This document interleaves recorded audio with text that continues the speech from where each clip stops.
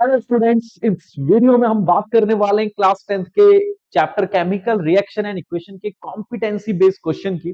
और शुरुआत करेंगे अपने पहले क्वेश्चन से। तो पहला क्वेश्चन क्या कह रहा है? The following is an example of simple displacement reaction. आपको चार ऑप्शंस दिए हुए हैं, आपको बताना है कि कौन सा एग्जांपल सिंपल डिस्प्लेसमेंट रिएक्शन का है।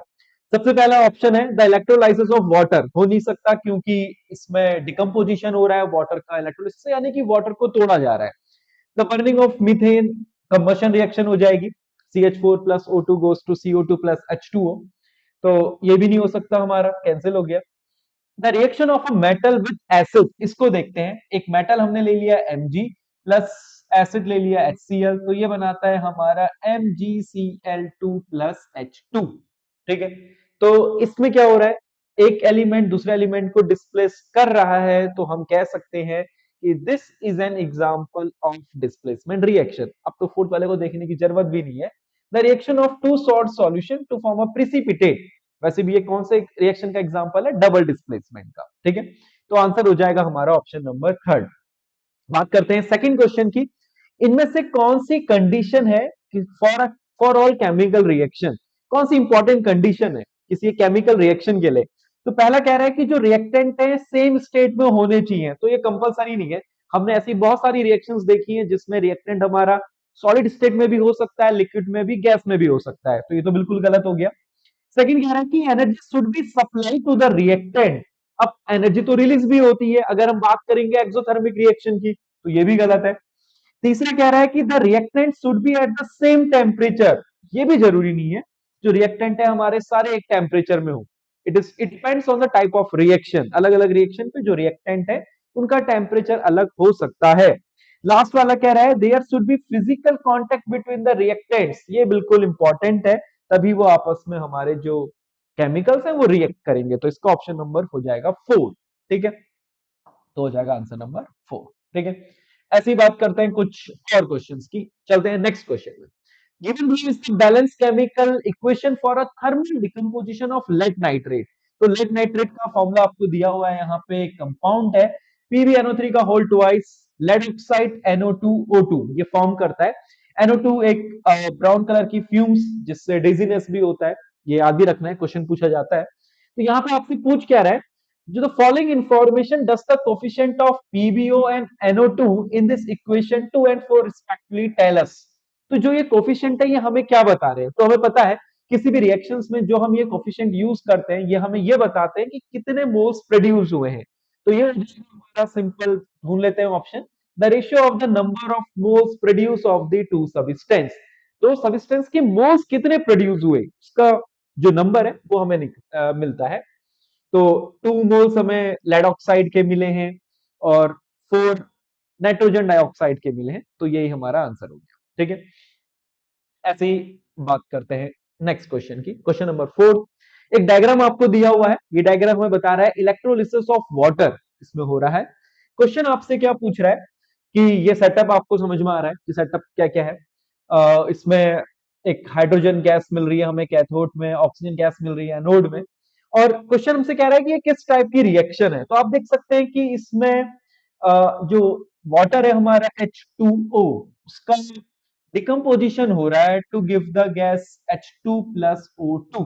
अगर रिएक्शंस को बैलेंस भी कर लें तो यहाँ पे ट्वाइस आ जाएगा, ये आ जाएगा 2, तो रिएक्शन बैलेंस हो गई। तो यहाँ पे हम क्या सप्लाई कर रहे हैं? इलेक्ट्रिक करंट, और उसके बेसिस पे हमने क्या किया है, वाटर को तोड़ के एलिमेंट्स ऑप्टेन कर लिए, हाइड्रोजन एंड ऑक्सीजन। तो कौन सी रिएक्शन हो जाएगी? It will be an example of decomposition reaction, जिसमें एक कंपाउंड टूटता है और दो या दो से ज्यादा एलिमेंट हमें मिल जाते हैं। ठीक है, अच्छा ये पूछ रहा है कि ये एंडोथर्मिक रिएक्शन का एग्जांपल क्यों है? तो सिंपल सा है, क्योंकि इसमें हमें एनर्जी देनी पड़ रही है, एनर्जी इज सप्लाइड। तो जिस भी रिएक्शन में हमें एनर्जी सप्लाई करनी होती है, दीज आर एंडोथर्मिक रिएक्शन। तो हमें एनर्जी देनी पड़ रही है किस फॉर्म में? In the form of electricity. ठीक है, that's why it is an example of endothermic reaction. तीसरे में क्या कह रहा है, the test tube containing hydrogen is removed carefully from the apparatus. A lit matchstick is brought near the mouth of this test tube. The gas burns with an explosive pop sound. तो simple है, ये जो reactions आपको दी हुई है यही आपको इसमें मेंशन करना है कि जो हाइड्रोजन गैस है वो निकल रही है, रिलीज हो रही है, और जैसे ही हम जलती हुई माचिस उसके सामने लगाएंगे तो हाइड्रोजन गैस की ये एक प्रॉपर्टी है कि वो पॉप साउंड के साथ बर्न होती है। तो ये क्वेश्चन आपसे पूछ रहा है कि यही रिएक्शंस आपको इसमें मेंशन करनी है और आपको ये बता देना है कि this is because of burning of hydrogen gas. ठीक है, ऐसे ही we will move to the next question.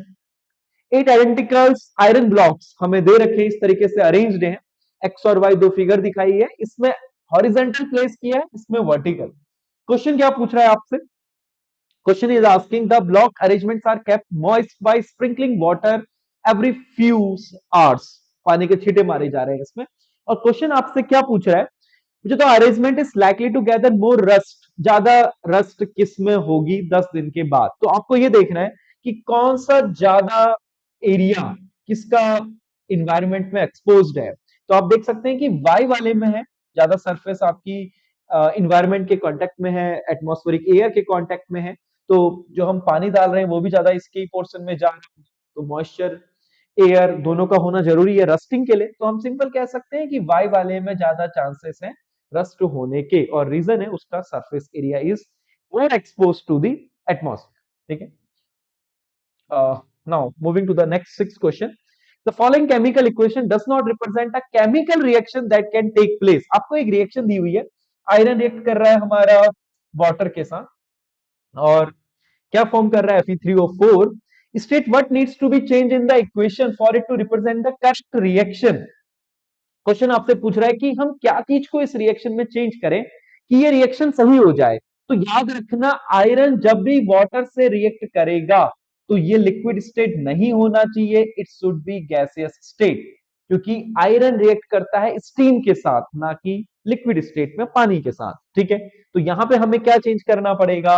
We have to change the state of the water. तो यहां पे क्या आ जाएगा हमारा? Gaseous state. ठीक है, तो बहुत सिंपल, ये भी समझ में आ गया होगा। आगे बढ़ते हैं।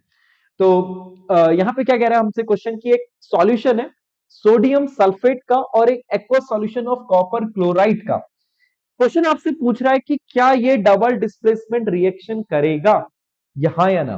तो याद रखना, यहाँ पे जो दो सॉल्यूशंस ले रखे हैं, सोडियम सल्फेट और copper chloride, this both are water soluble, ये दोनों ही पानी में घुल जाते हैं। तो जब भी आपके पास ऐसे कंपाउंड्स बन रहे हैं जो कि वाटर सॉल्युबल है, तो याद रखना वो डबल डिस्प्लेसमेंट रिएक्शंस नहीं दिखाएंगे। तो सबसे पहले आंसर क्या होगा? नहीं, डबल डिस्प्लेसमेंट रिएक्शंस नहीं होगी। आंसर को जस्टिफाई करने के लिए हम सिंपल बोल देंगे कि ये जो दोनों कंपाउंड है, sodium sulphate and copper chloride, both these are water soluble, because of this double displacement reaction will not take place. याद रखना, डबल डिस्प्लेसमेंट रिएक्शंस होने के लिए हमारे पास एक ना एक कंपाउंड प्रिसिपिटेट का फॉर्मेशन होना बहुत जरूरी है।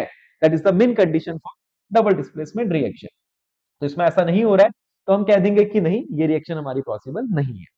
ऐसे ही आगे बात करते हैं। Dilip was comparing combination reaction with decomposition reaction. Which class of chemical substance may be the product of decomposition reaction but not a product of combination reaction? तो क्वेश्चन आपसे कह रहा है कि कौन सा क्लास है केमिकल सब्सटेंस का।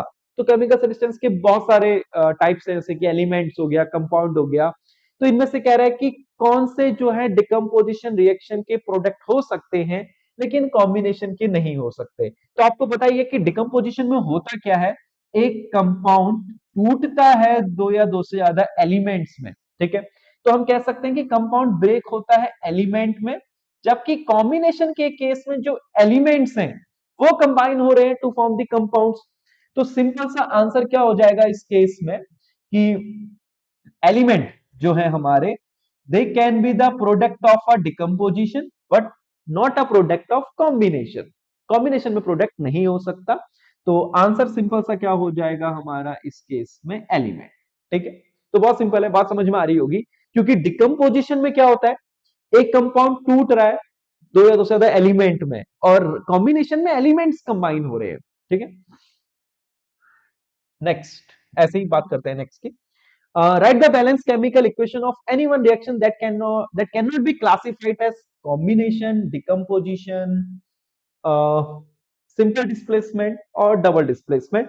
तो इसमें हम कम्बशन रिएक्शन हम कंबशन रिएक्शन का एग्जांपल दे सकते हैं एक्सोथर्मिक, जैसे हमारे पास CH4 प्लस O2, तो ये हमारा क्या बनाएगा CO2 प्लस H2O और प्लस हीट एंड लाइट हमें यहाँ पे देखने को मिलता है।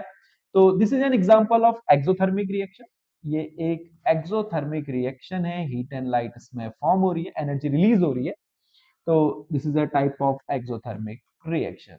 और भी कह सकते हैं, और भी रिएक्शंस दे सकते हैं, जैसे कि रेस्पिरेशन रिएक्शंस का एग्जांपल आप इसमें यूज कर सकते हैं, क्योंकि रेस्पिरेशन भी आपकी एक एक्सोथर्मिक रिएक्शन है।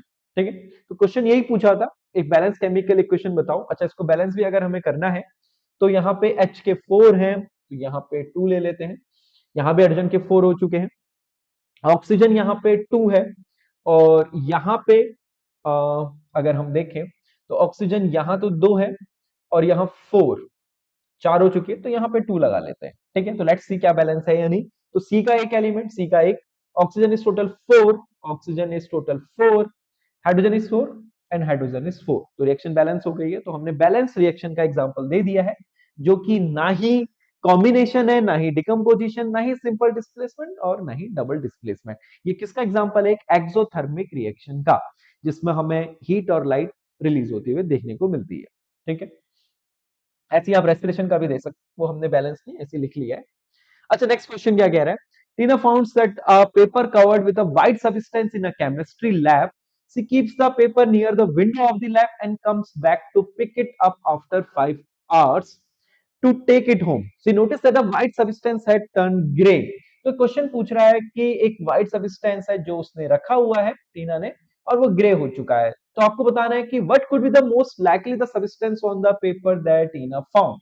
तो जनरली हमारे पास ये जो सब्सटेंस है ये होता है सिल्वर क्लोराइड, और ये ब्रेक होता है, डिकम्पोज होता है in the presence of UV light rays, ultraviolet rays, और बनाता है Ag प्लस Cl2। अगर हम बैलेंस करके लिखेंगे तो यहाँ आ जाएगा twice AgCl 2Ag plus Cl2। ठीक है, तो वो कह रहा था कि सब्सटेंस होगा क्या, तो उसका आंसर हो जाएगा सिल्वर क्लोराइड। तो ये आंसर हो जाएगा, तो substance will be AgCl silver chloride.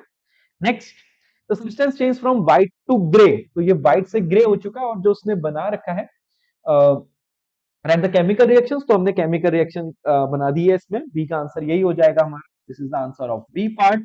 AgCl का डिकम्पोजिशन हमने किया है in the presence of light UV rays, तो 2Ag प्लस Cl2। ठीक है, state one applications of this, आपसे एक एप्लीकेशन पूछ रहा है, तो this is used in black and white photography, उसमें इसको यूज किया जाता है। तो this is the application of this material. ऐसे ही AgBr भी यूज होता है ब्लैक एंड व्हाइट फोटोग्राफी में। ठीक है, तो बहुत सिंपल है, तो ये बात भी समझ में आ गई होगी। तो this were some questions based on competency based of first chapter. ऐसी बात करेंगे हम नेक्स्ट वीडियोस में और भी कुछ क्वेश्चंस की और चैप्टर्स की। तो लाइक करें, चैनल को सब्सक्राइब करें और बने रहें एनलाइट क्लासेस के साथ।